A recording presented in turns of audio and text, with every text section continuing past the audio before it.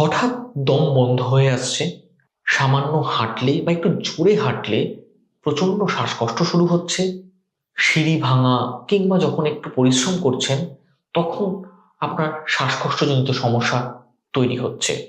এগুলো কি ফুসফুসের কোনো সমস্যা, নাকি হার্টের কোনো সমস্যা, অ্যাজমা, নাকি দুশ্চিন্তা বা প্যানিক অ্যাটাক জাতীয় কিছু? আজকের এই আলোচনায় আমরা জানবো আপনার শ্বাস বন্ধ হয়ে আসা বা শ্বাসকষ্টজনিত সমস্যার আসল কারণগুলো কি এবং সেই সমস্যা থেকে আপনি কি করে মুক্তি পাবেন। আজকের পর্বে আমাদের সঙ্গে আলোচনায় রয়েছেন কলকাতা শহরের বিশিষ্ট চিকিৎসক প্রফেসর ডক্টর শৈবাল মুত্তু স্যার। আমি স্যারের কাছে যাব, আপনাদের অনেকগুলো প্রশ্ন আছে সেগুলো নিয়ে আলোচনা করবো। ভিডিওটি শেষ পর্যন্ত থাকুন। চ্যানেলে যারা নতুন এসেছেন অবশ্যই চ্যানেলটিকে সাবস্ক্রাইব করুন, কারণ স্বাস্থ্য সংক্রান্ত নানা বিষয় নিয়ে আমরা প্রতিনিয়ত আপনাদের জন্য আলোচনা করছি। ভিডিওটি শেষ পর্যন্ত থাকবেন। কোনো প্রশ্ন থাকলে নিচে কমেন্ট বক্সে লিখবেন এবং শেয়ার করবেন। আসুন আজকের আলোচনা শুরু করি। নমস্কার, আমি ডক্টর শৈবাল মৈত্র।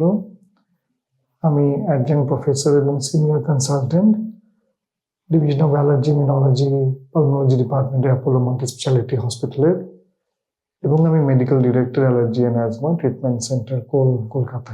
একেবারে শুরুতে আমরা যেটা জানতে চাইবো, দম বন্ধ হয়ে আসা বা শ্বাসকষ্ট বলতে চিকিৎসা বিজ্ঞানে আপনারা কি বোঝায়? প্রথমে বলতে চাই, যদি কোনো মানুষের দম বন্ধ হয়ে আসছে, শ্বাসকষ্ট হচ্ছে, সেখানে আমরা মূলত দুটো অর্গান সিস্টেমের উপরে মেন আগে ফোকাস করি। একটা ফুসফুসের কোনো অসুখের জন্য, আর একটা অবশ্যই হার্টের অসুখের জন্য, অথবা দুটো কম্বাইন্ড অসুখের জন্য, দুটো অর্গান এখানে এফেক্টেড আছে। তো সেই ক্ষেত্রে আমরা প্রথমেই দেখতে চাই যে পেশেন্টের যে দম বন্ধ হয়ে আসছে, ইভেন্টটা কিভাবে শুরু হলো। তো দেখা যায় যে সে বলছে যে আমি হাঁটতে গেলে হাঁপিয়ে পড়ছি, সিঁড়ি উঠতে হাঁপিয়ে পড়ছি, আমার বুক চেপে আসছে, আমার আমার বুকে কোনো যন্ত্রণা করছে। সেখানে আমরা প্রথমে রাখি যে কোনো কার্ডিয়াক কজ কিনা, যেমন আমরা ইসকেমিক হার্ট ডিজিজ বা কোরোনারি হার্ট ডিজিজ বা কার্ডিওমায়োপ্যাথি বা এই ধরনের অসুখ আমরা আগে রুল আউট করতে চাই। এছাড়াও অনেক ক্ষেত্রে যেখানে আমরা বলি যে যদি কার্ডিয়াক কজ যদি দেখা যায় যে পেশেন্টের নয়, ফুসফুসের অনেক অসুখের জন্য এই ধরনের সিমটম দেখা যায়। যেমন ধরুন যে সিওপিডিতে বা ইন্টারস্টিশিয়াল লাং ডিজিজ বা পালমারি হাইপারটেনশন, এই সমস্ত অসুখের মধ্যে অনেক ক্ষেত্রে অ্যাজমা পেশেন্টের অন্যান্য সিমটমের সঙ্গেও শ্বাসকষ্ট এই ধরনের সিমটম হয়। তো সেক্ষেত্রে আমরা এই ডিজিজগুলোকে রুল আউট করার চেষ্টা করি। এছাড়াও যদি কেউ বলে তো হঠাৎ হঠাৎ চোকিং সেন্সেশন হচ্ছে, গলা বন্ধ হয়ে আসছে, নিঃশ্বাস নিতে পারছে না, সেখানে আমরা একটা অ্যালার্জি কন্ডিশন বলি, যেখানে বলি ল্যারিঞ্জিয়াল অ্যাঞ্জিওইডিমা। এই অ্যাঞ্জিওইডিমার ক্ষেত্রে কিন্তু অনেক সময় হঠাৎ করে শ্বাসনালীটা বন্ধ হয়ে আসে এবং মানুষের সাংঘাতিক শ্বাসকষ্ট শুরু হয়ে যায় এবং সে অনেক সময় জ্ঞানও হারিয়ে ফেলতে পারে। তো এই অর্গান সিস্টেমের উপরে আমরা মেনলি তখন সেই চিন্তাগুলো আমাদের মাথায় আসে যে পেশেন্টে এইগুলোর মধ্যে কোনটাই পেশেন্ট সাফার করছে, এবং আমাদের পরীক্ষা নিরীক্ষা সবকিছু তখন এই দিকে এই অসুখগুলো মাথায় রেখে করা হয়। তাহলে স্যার আপনি বলছেন যে ফুসফুসের কারণে শ্বাসকষ্ট বা হৃদযন্ত্রজনিত সমস্যার কারণে শ্বাসকষ্ট হচ্ছে, এটা সাধারণ মানুষ বোঝার উপায়টা ঠিক কি? কোন কোন লক্ষণগুলো তারা দেখলে বুঝতে পারবেন যে কোনটা কি কারণে হচ্ছে? এবং অনেক সময় যেটা আমরা বলি ফুসফুস এবং হৃদযন্ত্র কিন্তু খুব ক্লোজলি লিঙ্কড দুটো অর্গান। একটা এফেক্ট হলে লং টার্মে আরেকটা এফেক্ট করে, এবং সেটা দুদিক থেকে, হার্টের দিক থেকেও লাংসের দিক থেকেও। ইনিশিয়াল স্টেজে যদি আপনার কার্ডিয়াক রিজন জন্য আপনার শ্বাসকষ্ট হচ্ছে, সেখানে আপনার অন্যান্য কার্ডিয়াক কমপ্লিকেশনস গুলো থাকে, সিমটমস গুলো থাকে। যেমন ধরুন বুকে চাপ ধরে আসা, বুকে ব্যথা করা বা তীব্র ব্যথা করা, বা আপনার হঠাৎ করে ব্লাড প্রেশারটা খুব ফ্লাকচুয়েট করছে, বা পালসটা ইরেগুলার হচ্ছে, বা এই যখন সিমটমস গুলো যখন থাকছে, তখন ন্যাচারালি আমরা বলি যে খুব সম্ভব এই শ্বাসকষ্টটা কার্ডিয়াক রিজনের জন্য। তখন কার্ডিয়াক ডিজিজটা আমরা দেখি কোন অসুখটা, তার মধ্যে সেইভাবে একজন চিকিৎসক সেইভাবে তার ট্রিটমেন্ট করে। যদি মেইন কারণটা ফুসফুসের জন্য হয়, সেখানে আমরা বলি ফুসফুসের মেইন কার্ডিনাল সিমটমস গুলো সেটা হাঁটাচলা করে হাঁপিয়ে পড়ার সঙ্গে, শ্বাসকষ্টের সঙ্গে পেশেন্টের একটা কাশি হতে পারে, এটা শুকনো কাশি হতে পারে, পেশেন্টের সিওপিডি ক্ষেত্রে পেশেন্টের অনেক কফ উঠছে, ব্রঙ্কাইটিসে অনেক কফ বেরোচ্ছে, সেটা হতে পারে। আইএলডি ক্ষেত্রে শুধু শুকনো কাশি হয়, অ্যাজমার ক্ষেত্রে বুক আবার চেপে ধরে আছে, সাঁই সাঁই আওয়াজ করে, এই সমস্ত সিমটমের সঙ্গে যখন শ্বাসকষ্ট হচ্ছে তখন আমরা বলি যে মূলত এটা পালমোনারি কজ বা ফুসফুসে কারণের জন্য। স্যার অনেকের তো এমন হয় যে দীর্ঘদিন ধরে শ্বাসকষ্টজনিত সমস্যায় ভুগছেন বা দম বন্ধ হয়ে আসছে, কিন্তু হঠাৎ শ্বাসকষ্ট শুরু হওয়া, সেটা কিভাবে মানে কোন কিসের ইঙ্গিত? যদি দেখা যায় যে অনেকে দীর্ঘদিন ধরে শ্বাসকষ্টতে ভুগছেন কিন্তু হঠাৎ তার শ্বাসকষ্ট বেড়ে গেল, সেটা কয়েকটা কারণ, সেটা হচ্ছে মাথায় ইমিডিয়েটলি সেটা বোঝা উচিত। সবগুলো কারণে হচ্ছে সিরিয়াস। নাম্বার ওয়ান, দেখা গেল পেশেন্টের হয়তো হতে পারে হার্ট ফেলিয়ার হয়েছে। হার্ট ফেলিয়ার হলে ইমিডিয়েটলি শ্বাসকষ্টটা বেড়ে যায়। সেকেন্ড থিং, পেশেন্টের একটা কোনো নতুন ইনফেকশন হয়ে গেছে, ইনফেকশনের জন্য হঠাৎ শ্বাসকষ্ট বেড়ে যেতে পারে। সেটার জন্য সিওপিডিটা হয়তো আরো বেড়ে গেল হঠাৎ করে, বা আইএলডিটাও বেড়ে গেল, হঠাৎ শ্বাসকষ্টটা বেড়ে যায়। কোনো কারণে পেশেন্টের যদি বুকে জল জমে যায় তখনও কিন্তু হঠাৎ শ্বাসকষ্ট বেড়ে যেতে পারে।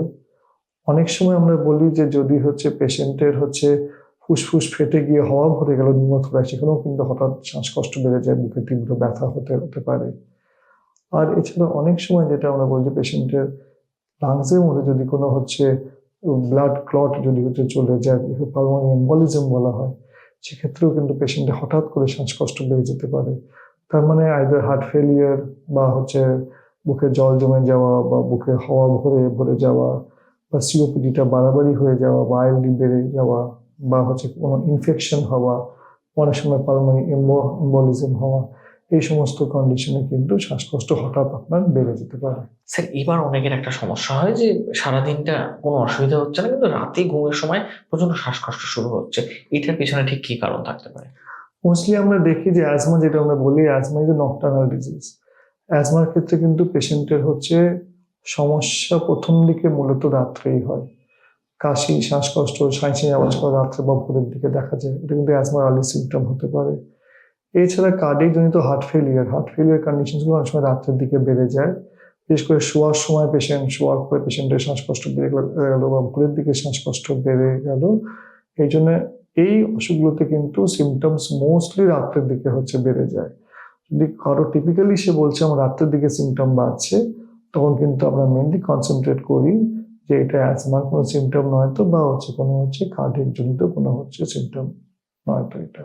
ঠিক কোন কোন কারণগুলোর জন্যই শ্বাসকষ্টের সমস্যা বেড়ে যেতে পারে? যেমন ধরুন অতিরিক্ত ওজন, ধূমপান বা দূষণের কারণেও কি শ্বাসকষ্টের সমস্যা অনেকটা বেড়ে যেতে পারে? একদম ঠিক বলেছো।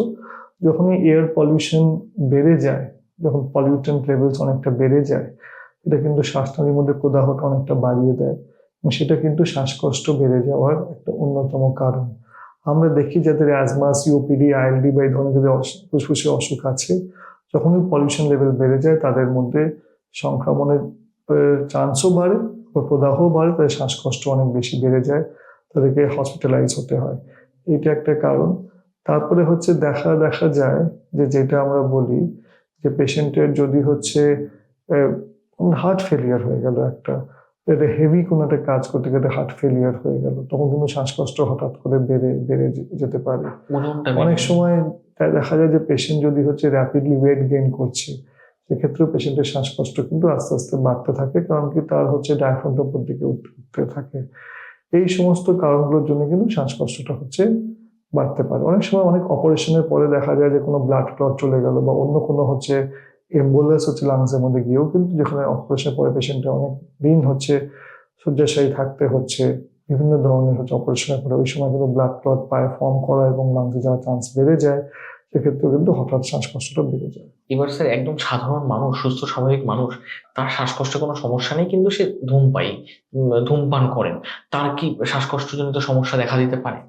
অবশ্যই স্মোকিং বা ধূমপান হচ্ছে অন্যতম কারণ হচ্ছে সিওপিডি এবং লাং ক্যান্সারের জন্য। তো আমরা বলি যে সিওপিডির হচ্ছে অন্যতম কারণ হচ্ছে স্মোকিং। তো যে ধূমপান করছে, বহুদিন ধরে ধূমপান করেই যাচ্ছে, সার্টেন পয়েন্ট অফ টাইম প্রথম দিকে হচ্ছে কাশিটা আস্তে আস্তে বাড়তে বাড়তে শ্বাসকষ্টের দিকে দেখা যায়, এবং ডিজিজ প্রোগ্রেস করে আস্তে যত লাং ফাংশন ডিটোরিয়েট করতে থাকে, তত হচ্ছে সিমটম গুলো আরো বেশি বাড়ে, এবং পরবর্তী সময় দেখা যায় যে পেশেন্টের হচ্ছে শ্বাসকষ্টটা সব সময় থাকছে, কাশি কফ সারা বছর ধরে থাকছে, এবং সেই পেশেন্টের হচ্ছে এরকম অবস্থায় পেশেন্টের কিন্তু রেগুলার ট্রিটমেন্টের মধ্যে চলে আসতে হয়, এবং অবশ্যই স্মোকিংটা ছেড়ে দিয়ে। আচ্ছা, এবার স্যার আপনি একটু বলুন শ্বাসকষ্ট হলে প্রাথমিক পর্যায়ে ঠিক কি কি ধরনের পরীক্ষা নিরীক্ষা করা হয়? প্রথমে আমরা দেখতে চাই শ্বাসকষ্টের কারণটা কি। এটা পেশেন্টের হিস্ট্রি এবং এক্সামিনেশন করে আমাদের কিছু ডায়াগনোসিস আমরা মাথায় রাখি। সেই অনুযায়ী আমরা কিছু পরীক্ষা নিরীক্ষা করি। তো প্রথমে আমি বলতে চাই, কমন যে টেস্টগুলো যেটা আমার করা হয় সেটা হচ্ছে একটা বুকের এক্স-রে করা হয়, ইসিজি বা ইকোকার্ডিওগ্রাফি করা হয়, কিছু রুটিন ব্লাড টেস্ট করা হয়। এই সমস্ত টেস্টগুলো আমরা রুটিনলি করে করে থাকি। যাদের মধ্যে আমরা মনে করি যে এটা একটা অ্যাজমা বা সিওপিডি বা আইএলডি কারণ, সেক্ষেত্রে আমরা কিছু লাং ফাংশন টেস্টও করে থাকি।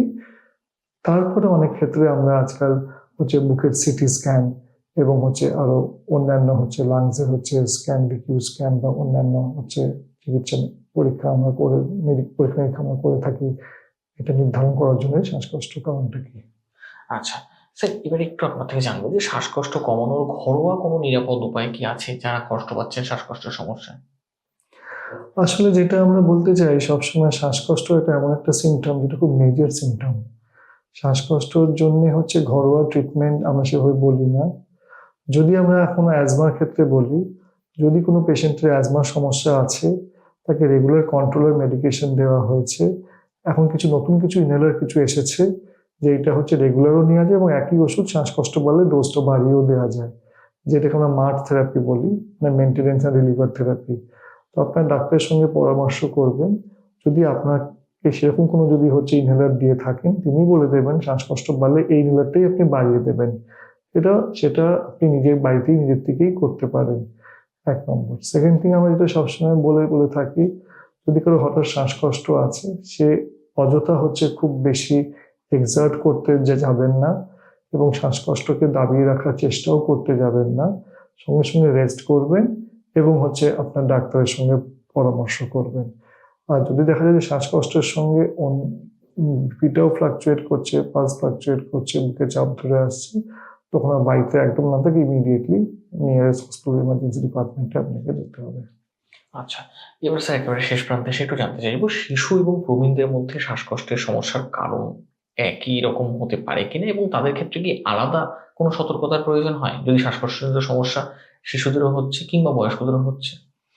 অ্যাকচুয়ালি যেটা আমরা দেখে থাকি, বয়স্কদের মধ্যে শ্বাসকষ্ট জনিত যে সমস্যাগুলো দেখি, যেমন কার্ডিয়াক রিজম, যেটা আমি বললাম, হার্ট ফেলিয়ার বা আইএলডি বা সিওপিডি বা অনেক ক্ষেত্রে লেট অনসেট অ্যাজমা বা ইনফেকশনস, পালমোনারি এম্বলিজমস, এইসব কারণগুলো বয়স্কদের মধ্যে আমরা দেখতে পাই। শিশুদের মধ্যে কিন্তু কারণগুলো একটু আলাদা। হার্ট ফেলিয়ারও শিশুদের মধ্যে হতে পারে, তবে চান্সেস কম। তো শিশুদের মধ্যে অনেক ক্ষেত্রে চেস্ট ইনফেকশন, বিভিন্ন ধরনের চেস্ট ইনফেকশন, ব্রঙ্কিয়াল ইনফেকশনস, তার জন্য শ্বাসকষ্ট হতে পারে। জল জমলে তো বয়স্ক শিশু সবার মধ্যেই শ্বাসকষ্ট সমস্যা দেখা যায়। কিছু বাচ্চাদের কিছু কার্ডিয়াক ইলনেস আছে, যেখানে বাচ্চাদের তার জন্য হার্ট ফেলিয়ার হয়ে শ্বাসকষ্ট হতে পারে। অ্যাজমার ক্ষেত্রে বাচ্চাদের মধ্যে বেশিরভাগ কাশি হয়, কারোর মধ্যে অ্যাজমার জন্য শ্বাসকষ্টও হতে পারে। তো বাট ইনফেকশনস, কিছু কার্ডিয়াক ইলনেসেস বা অ্যাজমা, এই কারণগুলোই মূলত আমরা দেখতে পাই বাচ্চাদের মধ্যে কমনলি শ্বাসকষ্টের জন্য। স্যারকে অসংখ্য ধন্যবাদ জানাচ্ছি। দর্শক বন্ধু, আপনারা শুনলেন শ্বাসকষ্ট কখনো সাময়িক হতে পারে কিন্তু কখনো কখনো সেটা জীবনের ঝুঁকির কারণও হয়ে দাঁড়াতে পারে। কাজেই শ্বাসকষ্টজনিত সমস্যা যদি আপনার থেকে থাকে অবহেলা করবেন না, দ্রুত চিকিৎসকের পরামর্শ নিন এবং এই সমস্যা কাটিয়ে উঠুন। এই কামনা করি। আপনাদের যদি কোনো প্রশ্ন থাকে আমাদের কমেন্ট বক্সে লিখুন, আমরা সেই প্রশ্নগুলো নিয়ে পরবর্তী কোনো পর্বে আবার আলোচনা করব। আজকের মতো এই আলোচনা এখানেই শেষ করছি। ভালো থাকুন, সকলে সুস্থ থাকুন। ধন্যবাদ।